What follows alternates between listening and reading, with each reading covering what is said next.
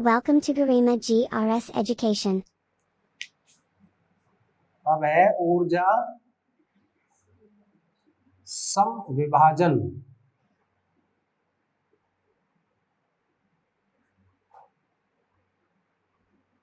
का नियम।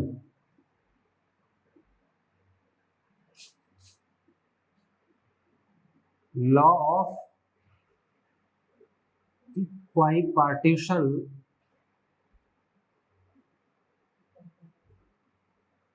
Of energy. Law of equipartition of energy, ये नियम क्या है कि अगर कोई भी सिस्टम में बहुत सारे मॉलिक्यूल हैं, n मॉलिक्यूल है मान लो, ठीक है,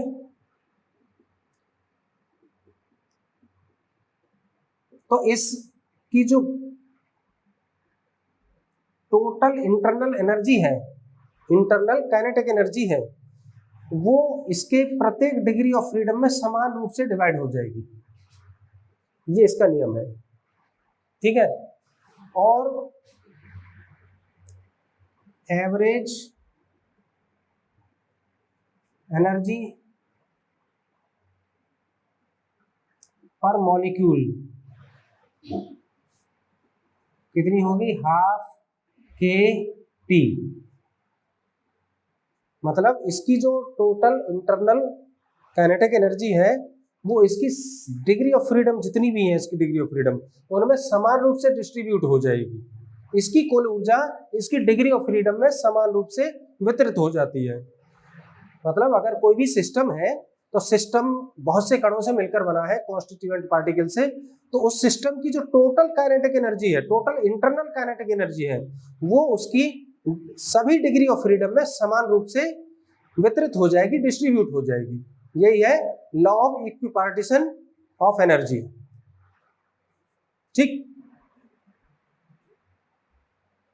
तो वैसे इसकी एक अणु की औसत जो गतिज ऊर्जा होती है, एवरेज एनर्जी पर मॉलिक्यूल, हाफ कितनी होती है? 1/2 kT। एक मॉलिक्यूल की कितनी होती है? 1/2 kT। के क्या है?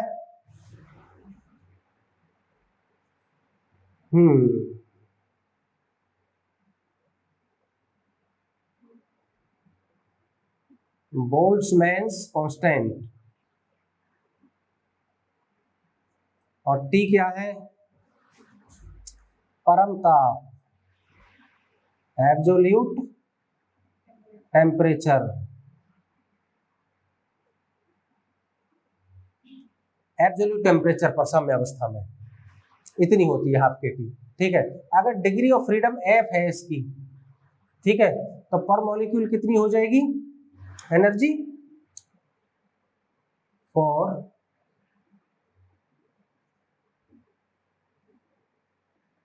F degree of freedom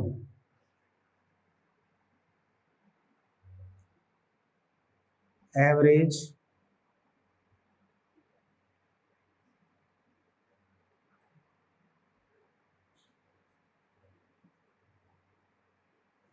internal kinetic energy पर मॉलिक्यूल हो जाएगी हाफ एफ के टी, यानी हो जाएगी F/2 के टी, ठीक है। अब मोनो एटॉमिक के लिए, फॉर मोनो एटॉमिक के लिए कितनी हो जाएगी? Mono atomic 3/2 kT। और सेकंड डाई एटॉमिक के लिए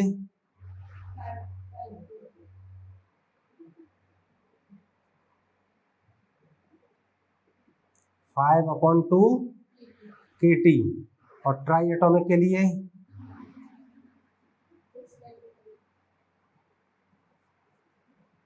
6/2 kT।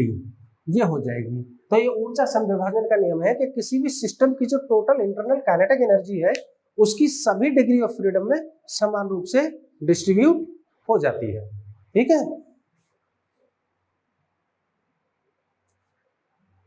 कोई प्रॉब्लम? ठीक,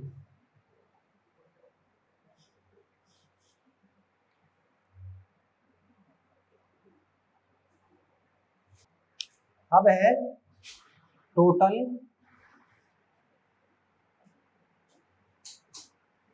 internal energy of an ideal gas. ठीक है, कुल आंतरिक ऊर्जा, total internal energy of an ideal gas. तो देखिए आइडियल गैस होती है तो उसमें क्या होता है,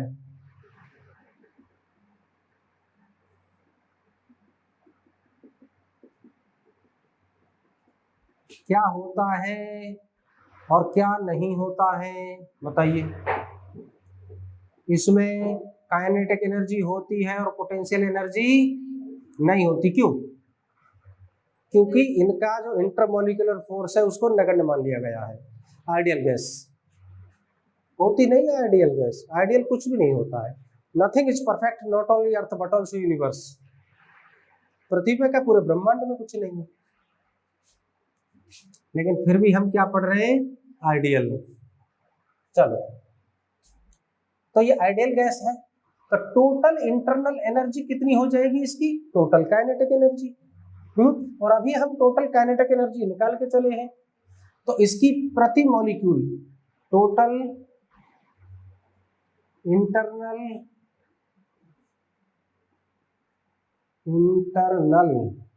एनर्जी, इसको U मान लेते हैं। U कितनी हो जाएगी, हाफ पर मॉलिक्यूल एनर्जी पर मॉलिक्यूल वही रहेगी, कितनी हो जाएगी, चलो U अभी नहीं मानते, बाद में मानेंगे। कितनी हो जाएगी, हाफ F K T। ठीक है, F क्या है, डिग्री ऑफ फ्रीडम, बोलो। हरी इंडिपेंडेंस डे आने वाला है। ठीक है, तो ये हो जाएगी, और यही total internal energy, total internal energy पर मोल कितनी हो जाएगी, बोलो। एक मोल में कितने एटम होते हैं, नहीं आता। 1 ग्राम अणु गैस में कितने अणु होंगे, गिन नहीं सकते। अच्छा, पानी का बता दोगे, नहीं बताओगे, कोई बात नहीं, हम बताएंगे। तो ये हो जाएगा half F KT into N, where N is equal to है Avogadro's number,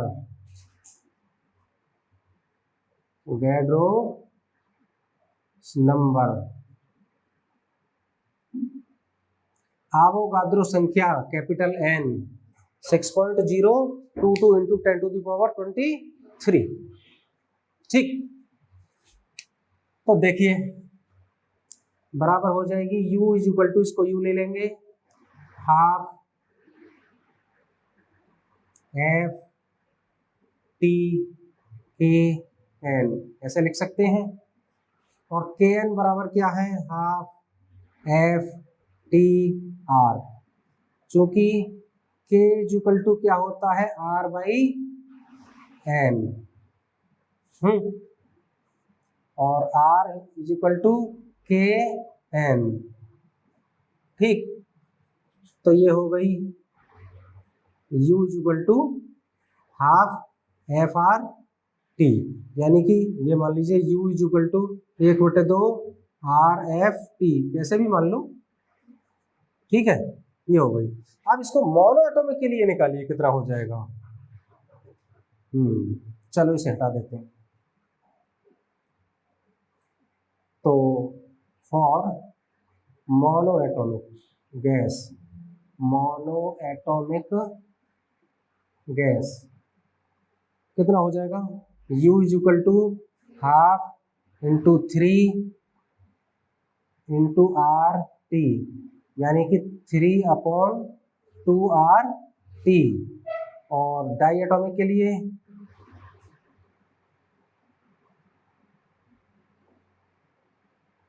for die atomic gas के लिए U कितना हो जाएगा, 5 होती है ना, तो 5/2RT।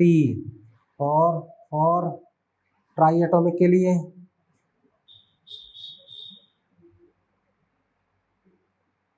U is equal to 6/2RT। ये होती है total internal energy of an ideal gas. Ideal gas potential energy की तो टेंशन ही नहीं है, होती ही नहीं, ठीक।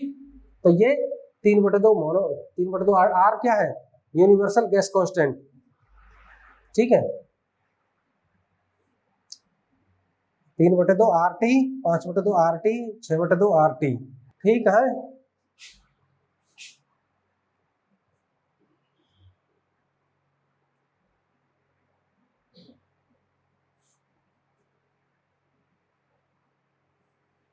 अब क्या चलने वाला है,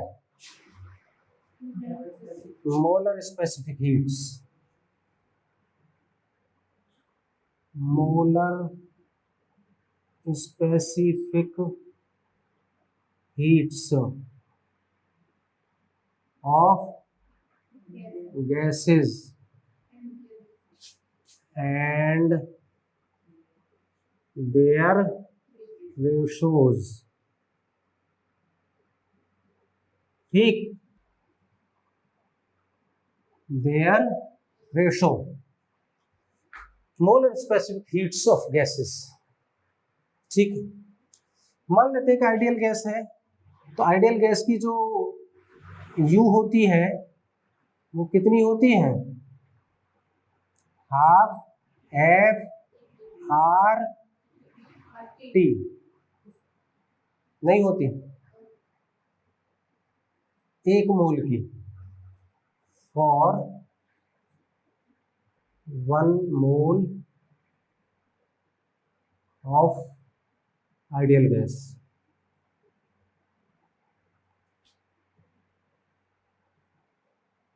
total internal energy,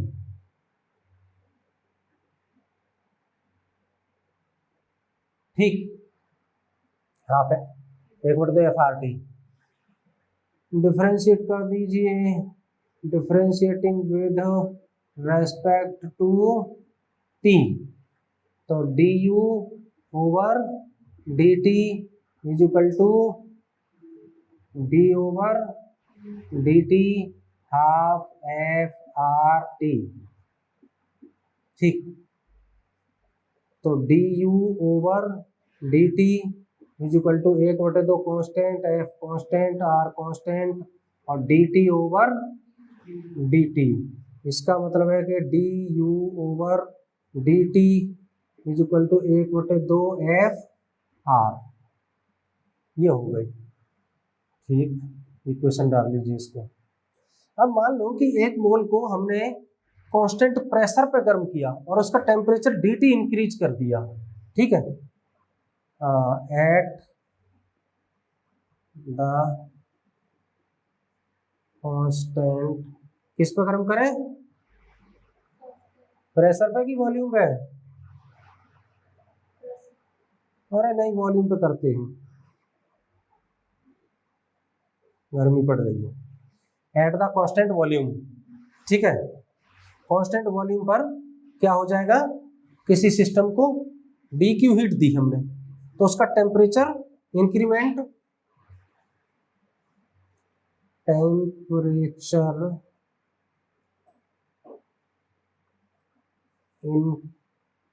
increase dt, ठीक है।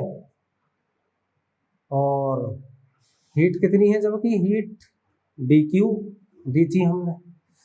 तो for first law of thermodynamics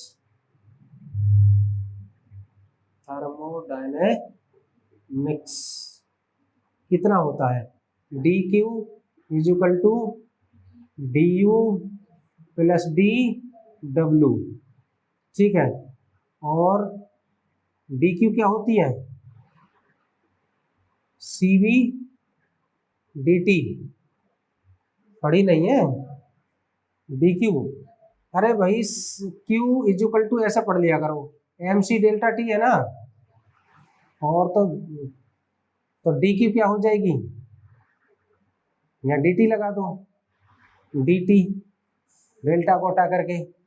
अब ये क्या है, एम तो 1 मोल है और ये सी वी है, तो डी क्यू बराबर सी वी डी टी हो गई, बहुत आसान है। और ये हो गई डी यू और प्लस 0, क्यों, क्योंकि कांस्टेंट वॉल्यूम है, वॉल्यूम एक्सपेंशन नहीं होगा, तो वॉल्यूम जब एक्सपेंड ही नहीं होगा तो डी डब्ल्यू 0, कार्य 0, ठीक है। सी वी यानी कि ये हो गई D U is equal to C V D T, D T को इधर ले आओ, D U over D T is equal to C V, equation second, ठीक। डी ओवर डी टी को यहां रख सकते हैं बड़े आराम से, तो डी ओवर डी टी का वैल्यू 2 से, putting the value of du over dt from second into first, second की लिखने की जरूरत भी नहीं है, तो C V is equal to 1/2 F R, ये सी वी हो गई, ठीक।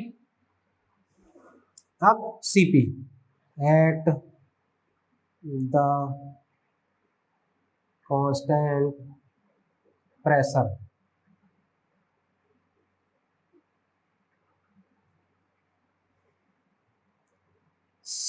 वी नो दैट, हम क्या जानते हैं कि C P minus C V is equal to are,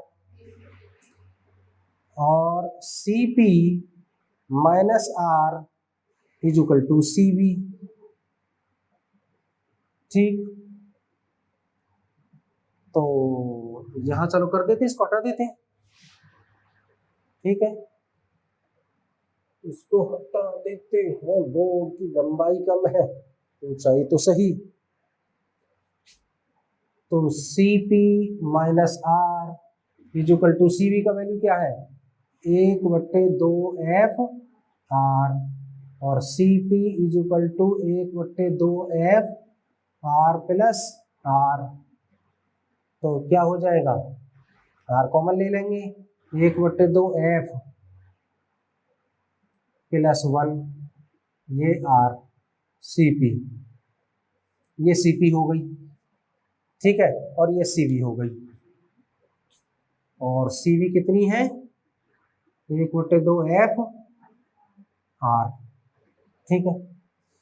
अब क्या करते हैं, for monoatomic gas, CP कितनी है, सीपी निकाल लो पहले, सीपी कितनी है, 1/2 इंटू कितनी है degree of freedom 3 mono atomic के लिए, प्लस 1 इंटू आर, कितनी हो जाएगी 3/2 प्लस 1 आर बराबर 3/2 में 1 जोड़ो, क्या हो जाएगा 2 1 2 और 3 5/2, 5/2 आर, वैसे भी 3/2 1.5 होता है, 1.5 में 1 जोड़ेंगे तो 2.5 का मतलब 5/2, ठीक है। ये नहीं आता तुम्हें, तो 1.5 चौक 10 और 6 ढाम 15 नहीं आता, कोई बात नहीं, 5/2 आर सीपी, सीपी क्या हो जाएगा 5/2 आर, और सीवी दिख रहा है कि नहीं, चलो यहाँ कर देते हैं,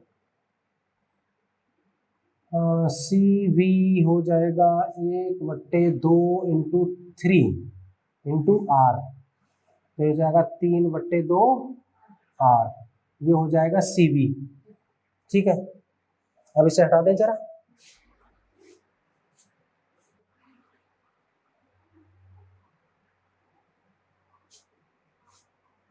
ठीक, तो देखिए इसका रेशो निकाल लीजिए। अब तो मोनोएटॉमिक के लिए निकाल लिया, पहले रेशो निकाल लीजिए। Ratio of CP and CV, तो CP अपॉन CV इसको गामा बोलते हैं। ठीक, तो गामा बराबर CP अपॉन CV, और CP क्या है, F/2 + 1 R अपॉन ये ना F/2, अरे 1/2 F का मतलब F/2 + 1 इंटू R, और CV 1/2 F/2 अपॉन R, ओ F/2 R। ठीक है, R से तो R कैंसिल हो जाएगा, और ये हो जाएगा F + 2 अपॉन 2, और इनटू में हो जाएगा 2 अपॉन F, 2 से 2 कैंसिल, इसका मतलब है कि F + 2 अपॉन F। ठीक है, इसका मतलब है F upon F + 2 upon F, यही तो मतलब है इसका, और इसका हो जाएगा 1 + 2 अपॉन F, ये है गामा। गामा ये होता है 1 + 2 अपॉन F। अब गामा की वैल्यू आप निकाल सकते हैं, इनसे सीधा निकल आएगा, इसकी जरूरत नहीं है।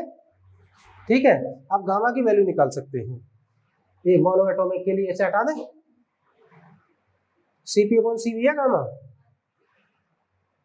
आगे काम आएगा, इसको रखे रहो।